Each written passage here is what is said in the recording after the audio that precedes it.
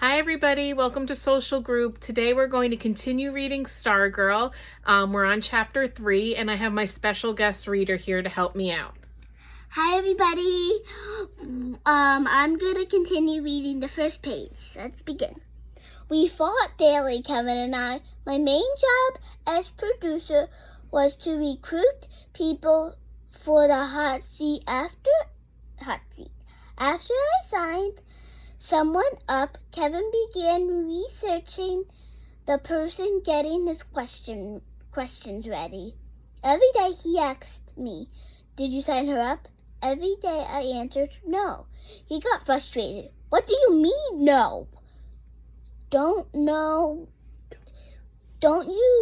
want to sign her up?" I told him. Don't you want to sign her up? I told him I wasn't sure. His eyes bugged out. "Not sure? How could you not be sure? We high-fived in the lunchroom weeks ago. We were thinking Stargirl miniseries even. This is a hot seat from heaven." I shrugged. "That was then. Now I'm not sure." He looked at me like I had 3 ears. What's there to be not sure? What's there to be not sure about? What's there to not be sure about? I shrugged. Well, then he said, "I'll sign her up." He walked away. "You have to find another director then," I said. He stopped. I could almost see the steam rising from his shoulders. He jumped a button. He turned, pointed. "Leo, you could be a real jerk sometimes." He walked off. It was uncomfortable. Kevin Quinlan and I usually agreed on everything. We had been best friends since arriving in Arizona the same week. 4 years before, we both saw the prickly pear cactus looked like ping pong paddles with whiskers, and the sagaros looked like dinosaur mittens. We both love strawberry banana smoothies. We both wanted to go into television. Kevin often said he wanted to be a sleazy talk show host, and he wasn't kidding.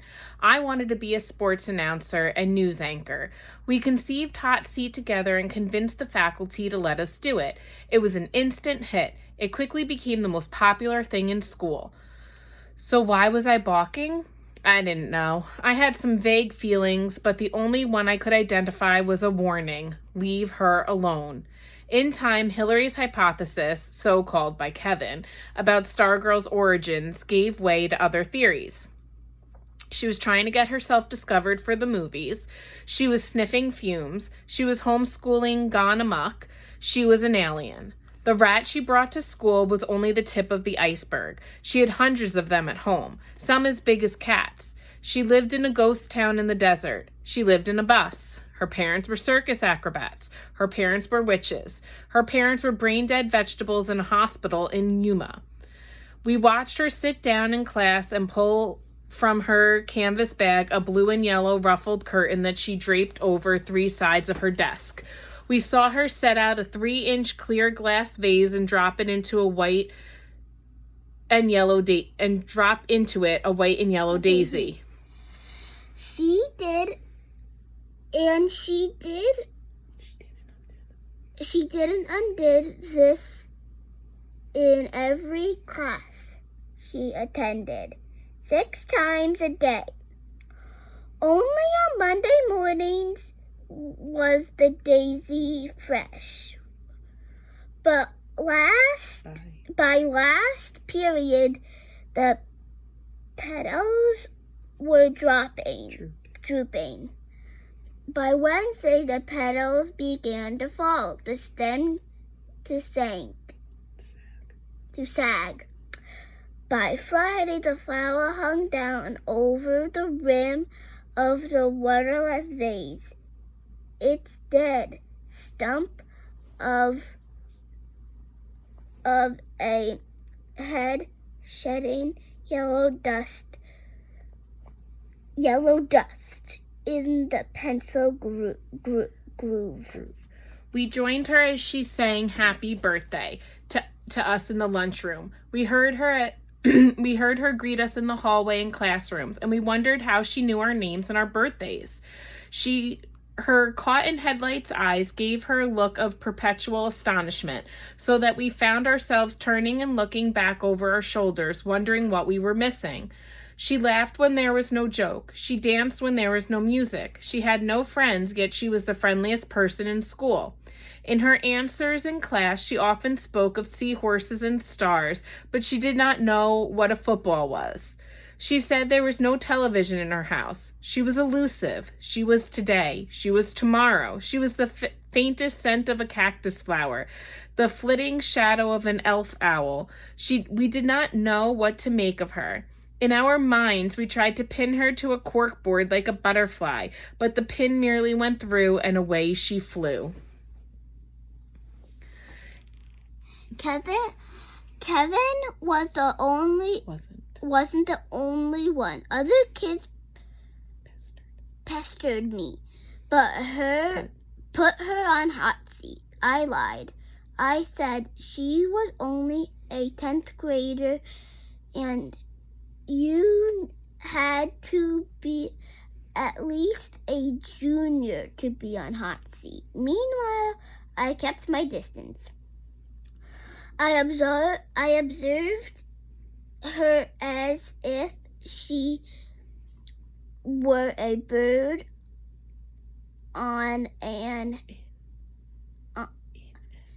in an aviary.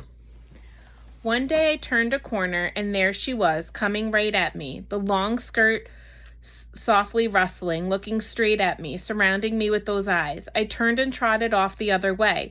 Seating myself in my next class, I felt warm, shaken. I wondered if my foolishness showed. Was I myself becoming goofy? The feeling I had when I saw her around the corner had been something like panic. Then one day after school, I followed her. I kept at a safe distance. Since she was known not to take a bus, I expected the walk to be short. It wasn't. We trekked all over Micah, past hundreds of grassless stone and cactus front yards, through the Tutorized shopping center, skirting the electronics business park, around which the city had been invented a mere 15 years before. At one point, she pulled a piece of paper from her bag. She consulted it. She seemed to be reading house numbers as she walked along. Abruptly, she turned up a driveway, went to the front door, and left something in the mailbox. I waited for her to move off. I looked around. No one on the street. I went to the mailbox, pulled out a homemade card, opened it. Each tall letter was a different painted color. The card said, "Congratulations." It was unsigned. I resumed following her. Cars pulled into driveways. It was dinner time. My parents would be wondering. She took the rat from the bag and put it on her shoulder. Riding there, the rat faced backward, its tiny triangular face peeping out of her sand-colored hair. I could not see its beady black eyes, but I guessed it was looking at me. I fancied it was telling her what it saw. I fell further back. Shadows crossed the street. We passed the car wash and the bike shop. We passed the country club golf course, the biggest spread of green grass until the next golf course in the next town.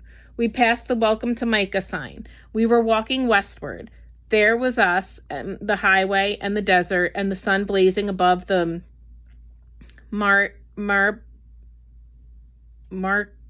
Maricopa Mountains. I wished I had my sunglasses. After a while, she veered from the highway. I hesitated, then followed. She was walking directly into the setting sun, now a great orange perched atop the mountain crests. For a minute, the mountains were the same dusty lavender as her sand skimming skirt. With every step, the silence grew, as did my sense that she knew, had known all along that she was being followed, or more, that she was leading me. She never looked back. She strummed her ukulele. She sang. I could no longer see the rat. I imagine it was dozing in the curtain of her hair. I imagine it was singing along. The sun lay down behind the mountains. Where was she going? In the gathering dusk, the sagaroos flung shadows of giants across the pebbled earth. The air was cool in my face. The desert smelled of apples. I heard something. A coyote? I thought of rattlesnakes and scorpions. I stopped. I watched her walk on. I stifled an impulse to call after her, to warn her. Of what? I turned and walked, then ran back to the highway. Chapter 4. At Michael Area High School, Hillary Kimball was famous for 3 things: her mouth, the hoax, and Wayne Parr. Her mouth spoke for itself, most often to complain. The episode that became known as Hillary's hoax took place in her sophomore year when she tried out for cheerleading. Her face and hair and figure were right enough, and she surely had the mouth. She made the squad easily, and then she stunned everyone by turning it down. She said she just wanted to prove that she could do it. She said she had no intention of yammering and bouncing in front of empty bleachers, which was usually the case. And anyway, she hated sports. As for Wayne Parr, he was her boyfriend. Mouth-wise, he was her opposite. He seldom opened his. He didn't have to. All he had to do was appear. That was his job, appear. By both girls' and boys' standards, Wayne Parr was gorgeous. But he was more and less than that. In terms of achievement, Wayne Parr seemed to be nobody. He played on no sports team, joined no organization, won no awards, earned no A's. He was elected to nothing, honored for nothing, and yet, though I did not realize this until years later, he was Grand Marshal of our daily parade. We did not wake up in the morning and ask ourselves, what will Wayne Parr wear today, or how will Wayne Parr act today? At least not consciously, but on some level, below awareness, that is exactly what we did. Wayne Parr did not go to football and basketball games, and by and large, neither did we. Wayne Parr did not ask questions in class or get worked up over teachers or pep rallies, and neither did we. Wayne Parr did not much care. Neither did we. Did Parr create us, or was he simply a reflection of us? I didn't know. I knew only that if you peeled off one by one all the layers of the student body, you would have found at the core not the spirit of the school, but Wayne Parr. That's why in our sophomore year, I had recruited Parr for the hot seat. Kevin was surprised. Why him, Kevin said. What's he ever done? What could I say? That Parr was a worthy subject precisely because he did nothing, because he was so monumentally good at doing nothing? I had only a vague insight, not the words. I just shrugged. The highlight of that hot seat came when Kevin asked Parr who was his hero, his role model. It was one of Kevin's standard questions. Parr answered, GQ. In the control room, I did a double take. Was the sound working right? GQ? Kevin repeated dumbly. Gentleman's Quarterly? The magazine? Parr did not look at Kevin. He looked straight at the camera. He nodded smugly. He went on to say he wanted to become a male model. His ultimate ambition was to be on the cover of GQ, and right there he posed for the camera. He had that disdainful model look down pat, and suddenly I could see it. The jaw square as the corner of a cover, the chiseled cheeks, the perfect teeth and hair. That, as I say, took place toward the end of our sophomore year. I thought then that Wayne Parr would always reign as our Grand Marshal. How could I have known that he would soon be challenged by a freckle-nosed homeschooler? All right, guys, that concludes our reading for today. We read chapters 3 and 4. I hope you have a great night, and we will see you next week. Bye. Bye, everybody. Have a great day and stay safe.